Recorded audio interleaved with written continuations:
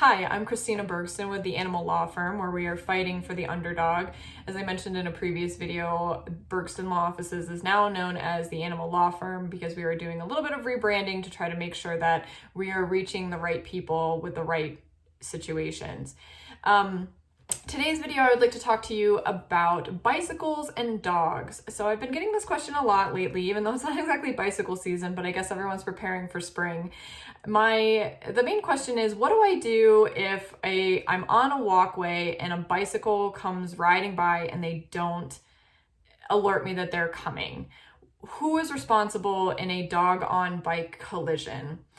My response is that because bicycles are technically vehicles, you can get a DUI on a bicycle just like you can on a car. The bicycle is at fault because the dog is with you, a pedestrian, and it's an extension of you as the pedestrian. So they need to be alerting you, especially in heavily pedestrian traffic areas. The bicycle is responsible for alerting you. The bicycle is also responsible for slowing down. This is something that I see personally, that bicycles do not tend to slow down when they are in heavily pedestrian traffic areas. That can cause a lot of injury, not just to dogs, but also to people. So the bicycle is responsible for alerting you if they're behind you. The bicycle is responsible for slowing down. And the bicycle is responsible for stopping. They're a vehicle. They're moving at much faster speeds. They have the weight of the machinery, the bicycle, plus their own weight to collide into a person or animal potentially. So if the dog is wandering around on a path and a bicycle doesn't alert and crashes into your dog, the bicycle owner is responsible for the collision and any of your dog's vet bills. I've also seen situations, or I've heard of situations, where a bicycle rides by and scares the dog and the dog bites the person on the bicycle.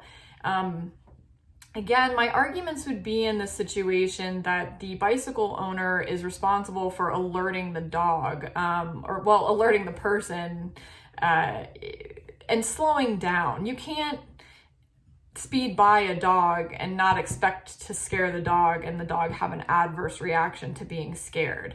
I have seen situations where people get cited for the bite to the bicycle rider by their dog. So if you find yourself in this situation, give me a call because I can help you. I'm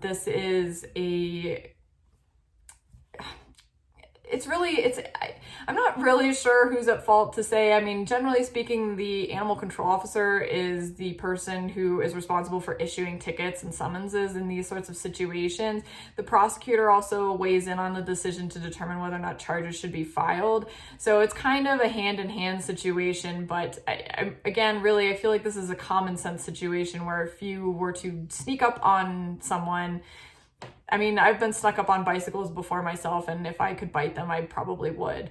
It's a scary situation to be in when you know that someone's careening towards you at 30 miles an hour and doesn't have any regard for your life or safety. So when it comes to bicycles and dogs, generally speaking, the bicycle, because it's a vehicle, does have a duty and a responsibility to alert other people to slow down and to come to a stop to prevent any collisions. I would also argue that they have a responsibility to slow down and alert when they are coming up on a dog so they don't get bit by scaring the dog. To me, that would be provocation under most of the statutes. So again, give me a call, 303-623-4000 if you find yourself in this situation, and I'd be happy to help you and your pup. Thanks, and join us next time.